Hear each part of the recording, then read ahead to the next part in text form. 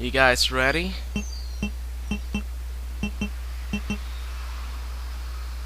Resident Evil 2. Never gets old. So yeah, we're just gonna be loading the Claire B file and check out the cutscenes. They're a little different this time around.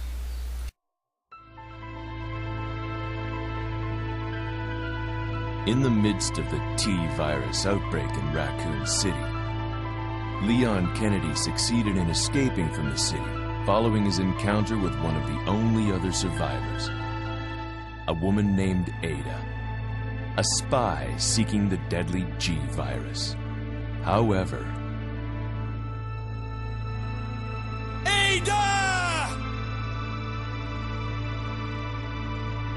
Leon was not the sole survivor of the incident. A girl named Claire Redfield was in town on business of her own. She came to uncover the mysterious circumstances of her brother's disappearance. Chris Redfield, a member of the STARS Alpha team. Only now her mission has become quite simple. Basic survival within the nightmare that was once Raccoon City.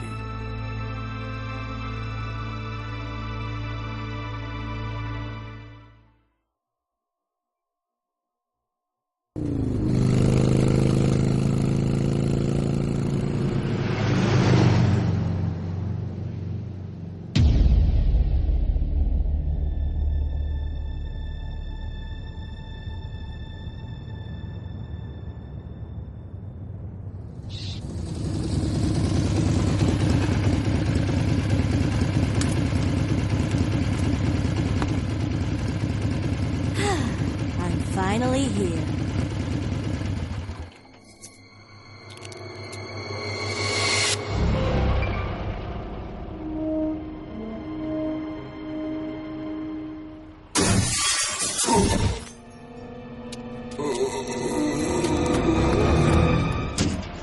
That guy's a maniac.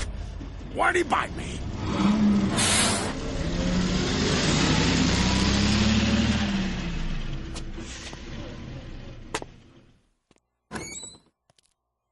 Hello? Is anyone here? Hello?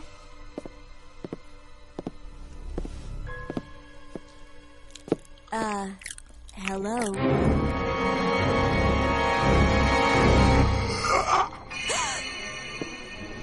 Look, I'm sorry I bothered you, okay? Just don't come any closer. Are you listening?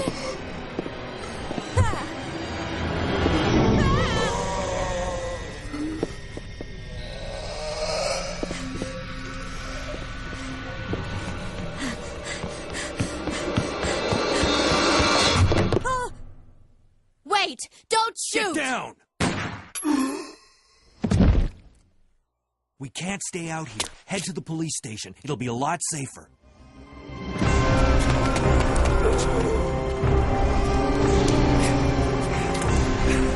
There! Buckle up. Okay.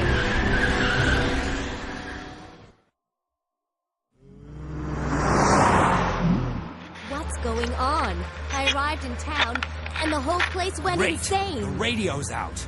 You're a cop, right? Yeah, first day on the job. Great, huh? Name's Leon Kennedy. Nice to meet you. Mine's Claire. Claire Redfield. I came to find my brother, Chris.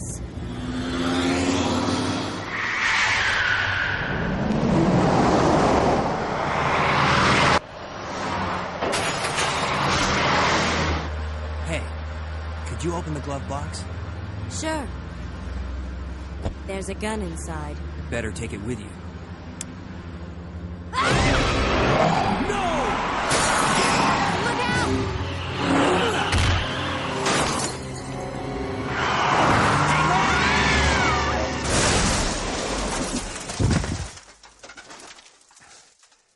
You okay? Still in one piece. Maniac's gonna ram us! Run!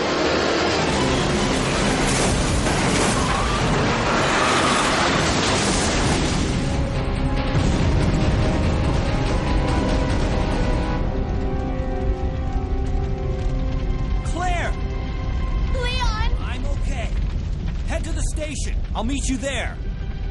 Okay.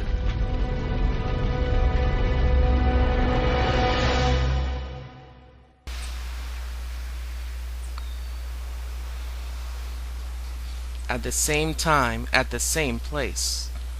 You have to survive this nightmare to know the true end.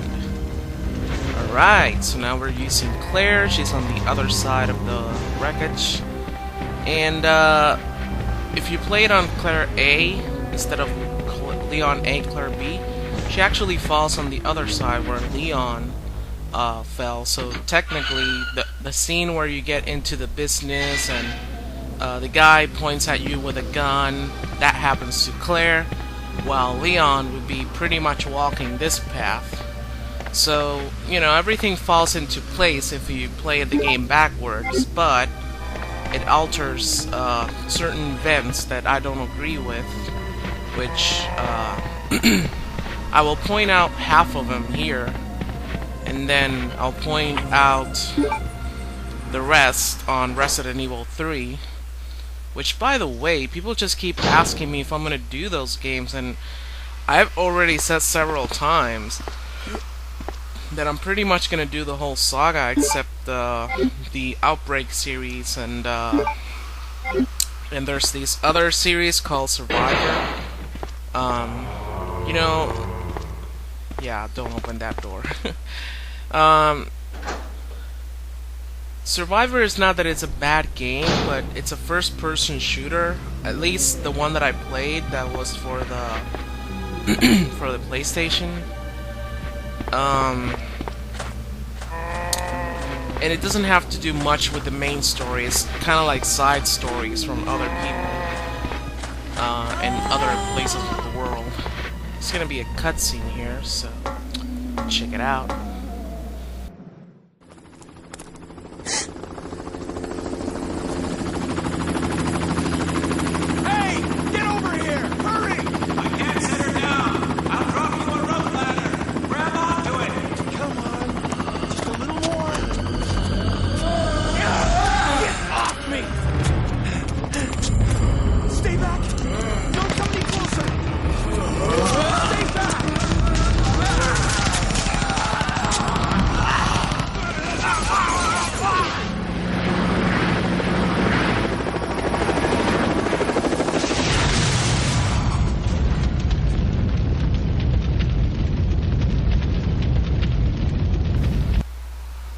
Yeah, Claire's just stood there and watched the guy being freaked out. I mean, hello.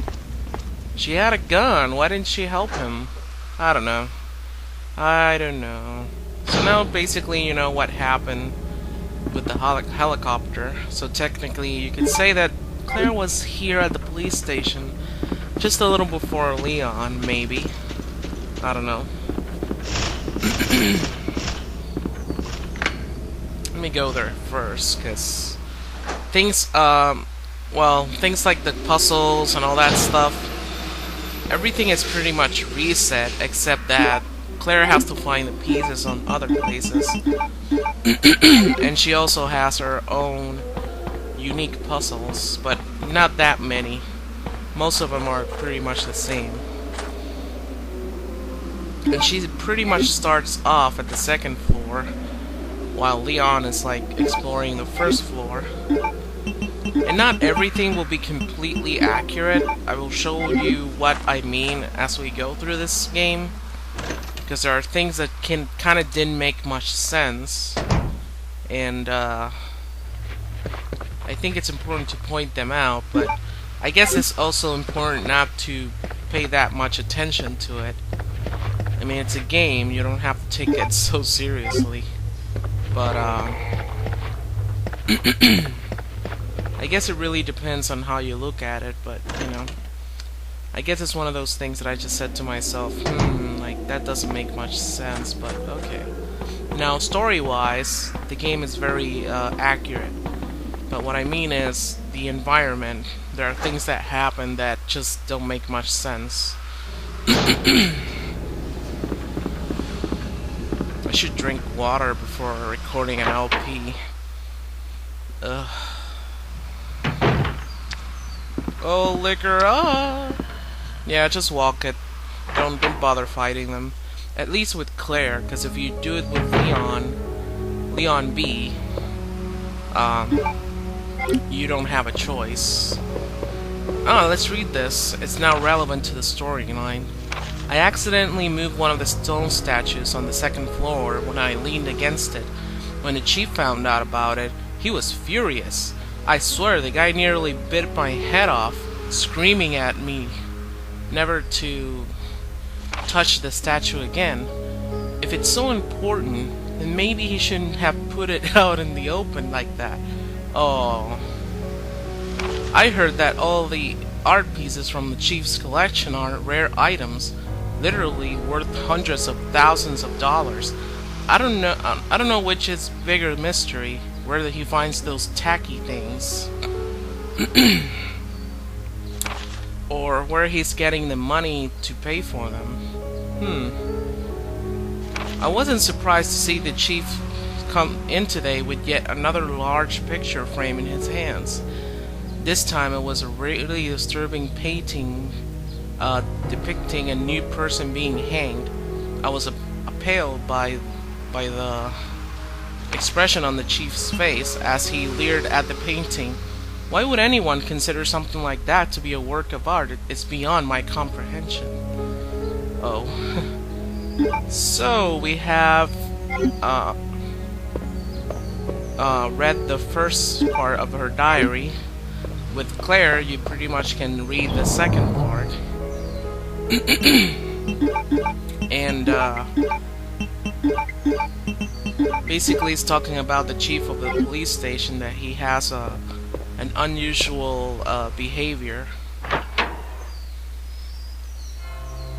Alright.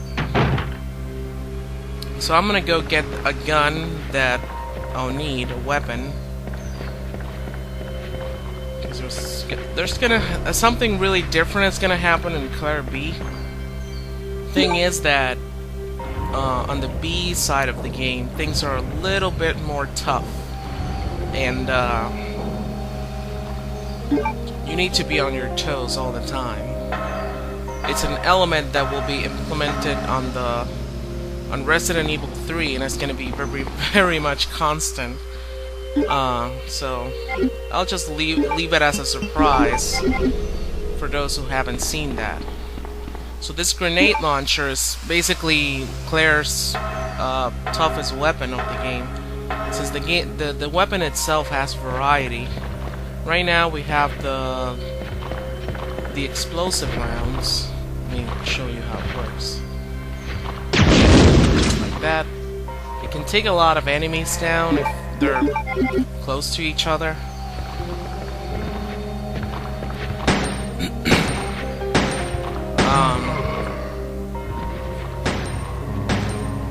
And later on we're gonna be getting different kinds of bullets for this thing. There are 3 types in total in this game.